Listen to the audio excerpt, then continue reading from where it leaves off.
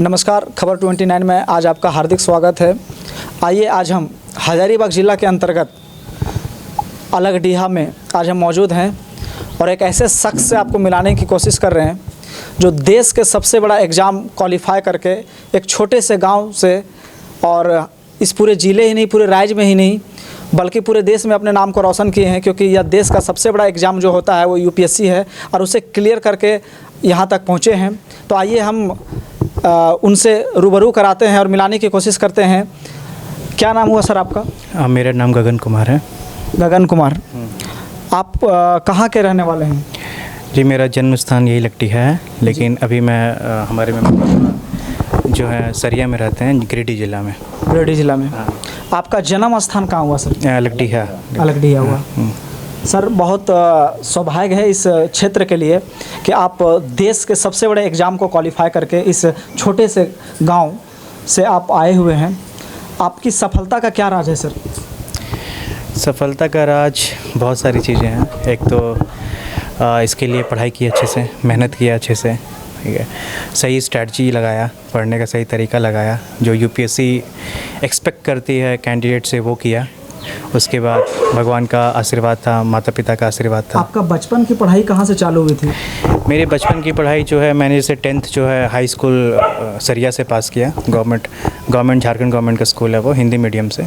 उसके बाद 11वां 12वां मेरा जो है छोटा नागपुर इंटर कॉलेज बड़ोकेला जो है बरकट्ठा से, वहाँ से मैंने 11वीं 12वीं की। उसके बाद मेरा जो ग्रेजुएशन हुआ वो इलेक्ट्रॉनिक्स एंड कम्युनिकेशन इंजीनियरिंग में, मेरा IIIT इलाहाबाद से किया मैंने। इलाहाबाद से? हाँ, IIIT। आप देख सकते हैं कि आज जिस गगन कुमार जी से बात हो रही है, ये यूपीएससी में अपने 556वां रैंक हासिल किए हुए हैं और यह एक साधारण कॉलेज जो बेड़ोकोला में स्थित है, अभी वर्तमान में वो स्थित है, और साधारण कॉलेज से पढ़ के एक यूपीएससी का एक बहुत बड़ा सफ़र तय करके देश में अपने नाम को रोशन करने के लिए खबर 29 चैनल इसको हार्दिक अभिनंदन और बधाई तो देती है, लेकिन साथ ही इनसे हम एक दो प्रश्न और करेंगे। सर, आपसे हम ये जानने की कोशिश करेंगे कि आपको कब लगा कि हमें यूपीएससी की तैयारी करना चाहिए और उससे हम सक्षम हैं, जिसे हम प्राप्त कर सकते हैं?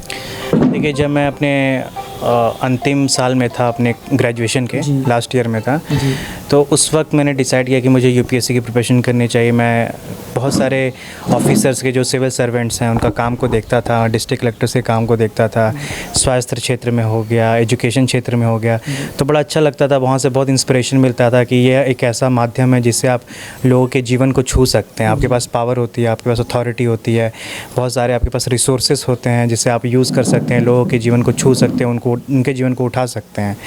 तो वहाँ से मेरे को प्रेरणा मिली। फिर मैंने देखा कि यूपीएससी क्यों, क्या एग्ज़ाम में पूछा जाता है, उसको अच्छे से स्टडी किया। फिर मैंने डिसाइड किया कि मैं इसे कर सकता हूँ। सर, मुझे एक सवाल नज़र आ रहे हैं और वो सवाल ये है कि आप हिंदी मीडियम से हैं या इंग्लिश मीडियम से?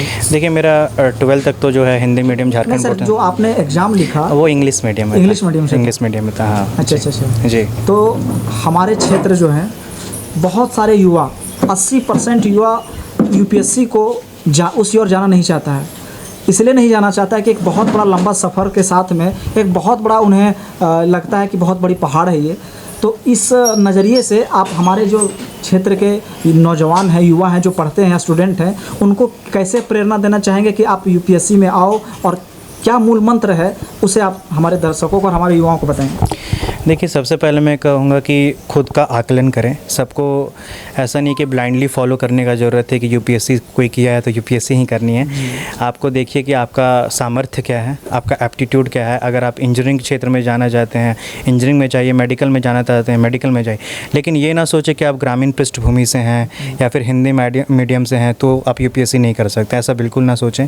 यूपीएससी बहुत ही अच्छा लेवल प्लेइंग फील्ड प्रोवाइड करता है ना, हर बच्चों को प्रोवाइड करता है। अगर मैं कर सकता हूँ झारखंड बोर्ड से हिंदी मीडियम से पढ़ करके, तो और भी कोई कर सकते हैं। तो ये साइकोलॉजिकल बैरियर नहीं होना चाहिए कि भाई हम ग्रामीण पृष्ठभूमि से, हिंदी पृष्ठभूमि से हैं तो मैं नहीं कर पाऊँगा, ये नहीं होना चाहिए। और घर वाले कभी कभी बोलते हैं अगर आपको, तो फिर आप उनको देखिए कि फर्स्ट आप उनसे पूछिए कि हम 1-2 अटैम्प्ट देना चाहते हैं, आप हम पे भरोसा कीजिए, 1-2 अटैम्प्ट देखिए दे करके, उसके बाद नहीं होता है तो फिर उनके बाद फिर आगे का सोचिए कुछ और। सर, यूपीएससी एग्ज़ाम में फाइनेंशियल की जो समस्याएं आती है, अक्सर जो ग्रामीण क्षेत्र के बच्चे होते हैं उसे फाइनेंशियल का प्रॉब्लम होता है, तो उसके लेकर किस प्रकार से हमारे ग्रामीण क्षेत्र के लोग तैयारी करें जो फाइनेंशियल्स के बाद उन्हें कामयाबी मिल सकता है, इसका भी कोई मंत्र है आप? देखिए आज जो है हर चीज़ में पैसे की तो ज़रूरत होती है, एजुकेशन में तो ज़रूरत होगी पैसे की, उसमें कोई वो नहीं है, कोई चीज़ फ्री का नहीं आता है आजकल। लेकिन ये मैं कहूँगा कि अगर कोई बच्चे तैयारी करना चाहते हैं तो आप लोग एक ग्रुप बना लीजिए, गांव लेवल पे एक ग्रुप बना लीजिए। अब क्या है, सारी चीज़ें ऑनलाइन अवेलेबल है, ठीक है, सारे संसाधन रिसोर्सेज आपको जो पढ़ना है आपको सब ऑनलाइन अवेलेबल है, बहुत सारी चीज़ें फ्री में पड़ी हुई है। जैसे मुझे कोचिंग की ज़रूरत नहीं पड़ी कभी, मैंने अपने ऑप्शनल सब्जेक्ट के लिए कोचिंग किया, बाकी सारे सब्जेक्ट्स के लिए कोचिंग नहीं किया, बस दिल्ली में रहते थे ताकि माहौल मिल जाए, थोड़ा दोस्ती बन जाए और लोगों से, तो उसके लिए था। मैं दिल्ली में था, तो ग्रामीण क्षेत्र में जो लोग रह रहे हैं उनको मैं कहूँगा कि आप लोग 3-4 लोग ग्रुप बना लीजिए, एक कलेक्टिवली रिसोर्सेज का यूज़ कीजिए, ऑनलाइन चैनल्स देखिए और फिर तैयारी कीजिए। आप जिस जगह पे रहते थे, आपका खास जो वहाँ तैयारी करते थे वो जगह का नाम क्या है? वो तो राजेंद्र नगर था, तो राजेंद्र नगर तो वो काफ़ी कॉस्टली होता था। तो पहले तो मैं द्वारका साइड में रहता था, वहाँ पैसे कम लगते हैं, तो वहाँ पे मेरा एक ग्रुप था दोस्तों का, तो हम लोग सब यूपीएससी की प्रिपरेशन करते थे। उसके बाद जब मेरे 4 अटेम्प्ट में नहीं हुए थे तो 2 बार इंटरव्यू राउंड में पहुँचा था मैं, तो जब नहीं हुआ तो फिर मैं पटेल नगर जो राजेंद्र नगर के जस्ट करीब है वहाँ पे, हाँ, तो वहाँ से मैं प्रिपेयर करता था। सर, आप लगातार अपने जीवन में संघर्ष किए, जिसका परिणाम है कि आप देश के सबसे बड़े एग्ज़ाम को क्वालिफाई किए हुए हैं। आपको लंबे वक्त लगे होंगे तैयारी करने में। जी जी। आपके घर वाले उस पर कितने संदर्भ में काम करते थे और सपोर्ट करते थे? बिल्कुल, मतलब फुल सपोर्ट जिसको कहते हैं जी। कि हमारे घर परिवार से शायद मैं सौभाग्यशाली था कि मेरे को इतना अच्छा फैमिली मिली।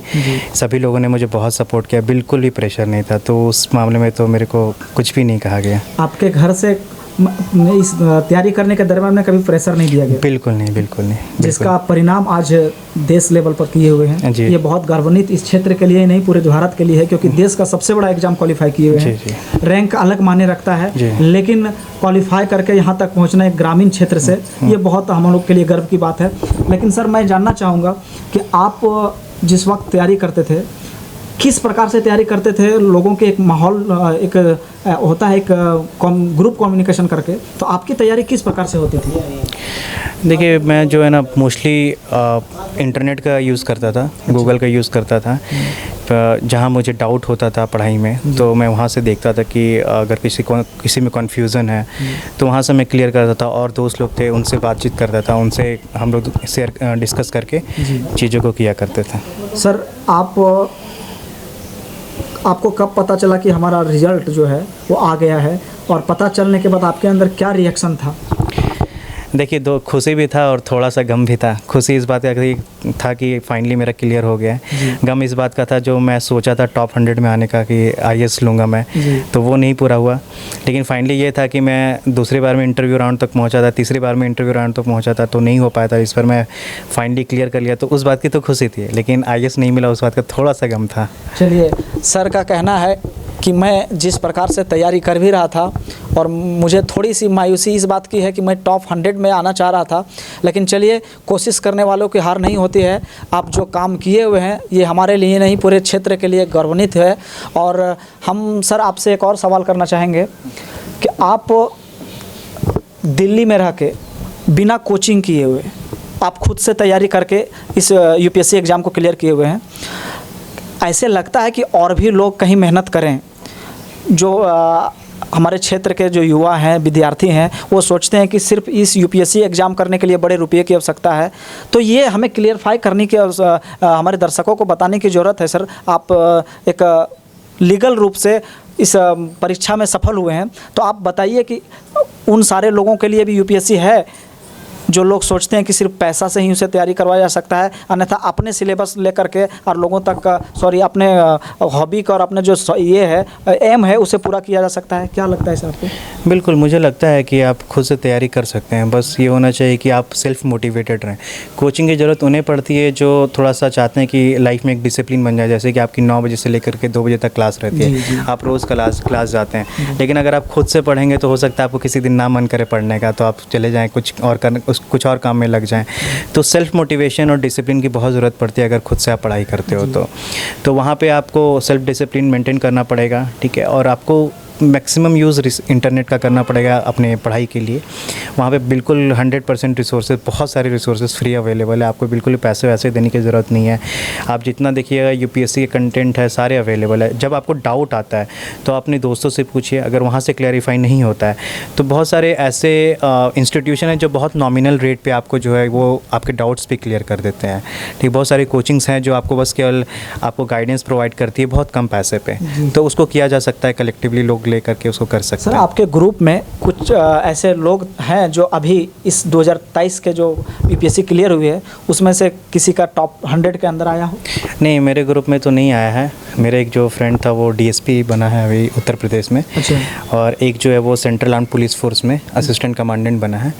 बाकी यूपीएससी सिविल सर्विसेज में अभी तक कोई नहीं गया, एक मैं ही। अच्छा, एक आप ही हो उस ग्रुप में जो आप यूपीएससी क्लियर करके आए जी हुए जी हो? जी जी। बहुत बहुत धन्यवाद आपका।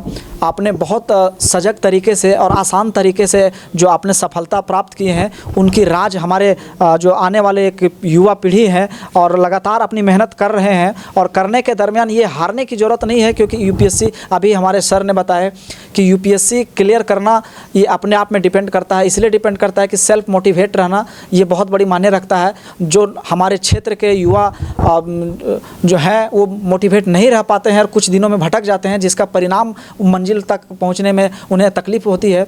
आइए, हम सर से तो बात किए, लेकिन यहाँ इनके माताश्री और पिताश्री भी हैं, इनसे भी हम बात करने की कोशिश करेंगे कि इतनी बड़ी सफलता मिली है, क्या खुशी है इनके माता पिता को। आइए हम सबसे पहले इनकी माताश्री से हम बात कराने की कोशिश करते हैं। आइए माता जी, आप बताइए, आपके बच्चे यूपीएससी क्लियर किए हुए हैं, आपको क्या लगता है, कैसा खुशी महसूस हो रहा है आपको? बहुत खुशी हो रहा है हमको। आप जब सुने कि हमारे बच्चा यूपीएससी देश के सबसे बड़ा एग्ज़ाम को क्लियर किए हुए हैं, आपके प्रति आपको कैसा लगता है? उस समय लग रहा है कि हमारा एक क्या हमारे घर के लिए रोशन बने हो? बहुत अच्छा बस लग रहा था, बहुत खुशी हो रहा था। ऐसा लगता था कि हमारा बच्चा कभी कामयाब ये हासिल करेंगे, ऐसा कभी आप सोचते थे? हाँ, सोचते थे, बच्चा का मेहनत देख करके जी। सोचते थे, लेकिन हारते भी थे। जब इसका नहीं हुआ था तो हारते थे, पर मेरी बेटी डॉक्टर है, वही हम लोग को संभाल लेती थी। वही अच्छा। समझाती थी कि हाँ ये कर सकता, मम्मी टेंशन नहीं लो, छोटा मोटा एग्ज़ाम नहीं है जो तुरंत हो जाएगा सो। जी। और फिर इसको भी उसी तरह से संभालती थी। यानी आपके अंदर भी डर हो रहा था कि बच्चे क्लियर कर पाएंगे कि नहीं कर पाएंगे, संघर्ष जारी था, लेकिन जब क्लियर कर लिए तब आपको आप तो खुशी महसूस होता होगा ना? हाँ, बहुत खुशी है, बहुत खुशी लगता है। चलिए, अब आगे का प्लान क्या है गगन जी के लिए? ये तो अनमैरिड हैं, हाँ। कुछ बातचीत तो हो, इस पर भी आप माताश्री हैं, इन पर सोचना होगा। हाँ, अब लगता है कि अब हम अपने बेटा का शादी करेंगे। चलिए, शादी करेंगे ये बहुत बड़ी बात नहीं है, बहुत बड़ी बात है कि आपका बेटा एक ऑफिसर बनकर शादी करेंगे आप। ये माता और पिता के लिए बहुत गर्व की बात है, जिसको आज हम दर्शकों को दिखाने की कोशिश की है कि आपके अंदर क्या खुशी है अपने बच्चे के प्रति, ताकि और भी माएँ जो अपने बच्चों को पढ़ा रहे हैं इससे मोटिवेट मिल सके कि अपने बच्चे के प्रति लगातार मेहनत करें। तो आप बताइए कि आपके बच्चे जब पढ़ाई करते थे कितने सालों तक बाहर में रखे हैं पढ़ाई करने के लिए? बहुत बोर्ड एग्ज़ाम दिया, उसके बाद तो बाहर ही रहने लगा था। लगभग 10-15 साल? 10 साल। 10 साल। हाँ, 10 साल बाहर। जी। तो ये इन सारे चीज़ों को हमारे दर्शकों को बताइए कि हमारे बच्चे 10 साल तक बाहर में रहे और हम लोग पैसेंस बना के रहे, जिसका परिणाम आज आपके बच्चे देश का सबसे बड़ा एग्ज़ाम क्वालिफाई किए हुए हैं। ये सत्य है ना? हाँ, ये सत्य है। चलिए, ये माताश्री खुशी इनके चेहरे पे होनी भी लाजवाब बनता है, क्योंकि जिसका बेटा यूपीएससी एग्ज़ाम क्लियर करे, जिसका बेटा देश का सबसे बड़ा एग्ज़ाम क्लियर करे, उस माँ को खुशी क्यों नहीं हो। ये एक जीता जागता उदाहरण बने हैं हमारे गगन जी, और इनके पिताश्री भी हैं, इनसे भी हम बात कराने की कोशिश करते हैं।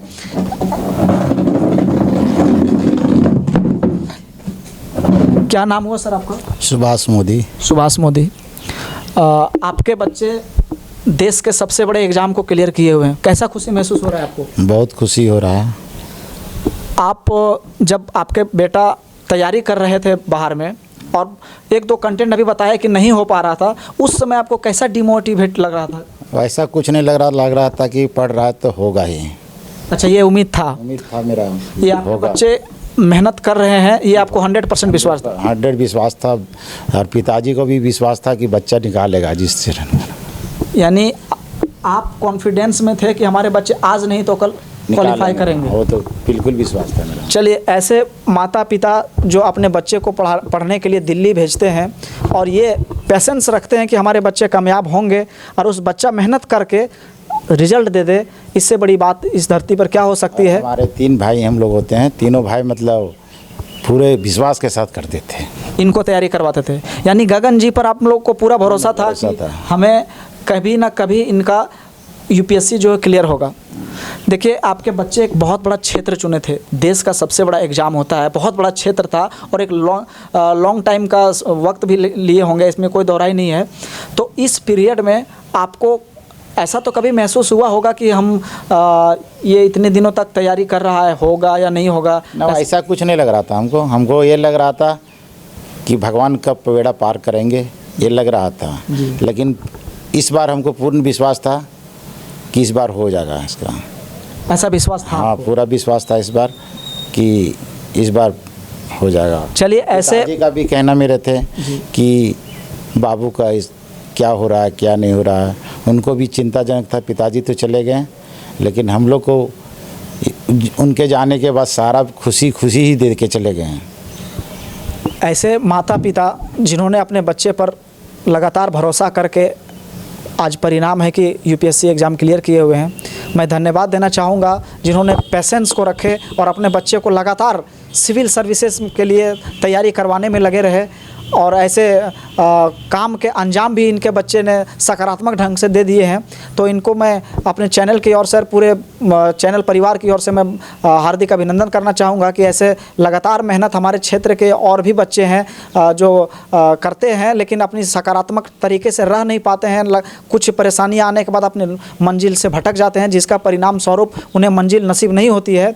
तो मैं चाहूँगा कि आप समाज में जैसे आपने अपने बच्चे को पढ़ाया, तो उसी तरीके से समाज में क्या संदेश देना चाहते हैं और लोगों को? कोई भी बच्चा का पढ़ाई हो तो उसमें हम लोग सहयोग करेंगे, सारा चीज़ करेंगे, उसमें बताएंगे इस तरह का करना है। यानी अपने बच्चे के अलावे हौसला बना के रखना है। समाज में अभी हमारे दर्शक इस वीडियो को देखेंगे, तो एक पिता होने के नाते, आप एक गगन कुमार के पिता नहीं, एक अभिभावक होने के नाते देश में यूपीएससी का जो एग्ज़ाम है, तरह तरह के जो एग्ज़ाम हैं, वो क्या मैसेज देना चाहेंगे समाज को? सर, मेहनत करने से सफल रहेगा सब बच्चा लोग। अच्छा, मेहनत करना ज़रूरी है, उसमें लगे हुए रहना चाहिए। लगेंगे तो ज़रूर ऊपर वाले भगवान देंगे ही मेहनत का फल। चलिए, इनके पिता श्री का भी कहना है कि लगातार क्षेत्र में मेरी बेटी जो है से पूरे विश्वास के साथ गगन के प्रति पूरा विश्वासजनक रखी कि होगा पापा। क्या नाम है उनका? डॉक्टर सिंपी बर्नवाल।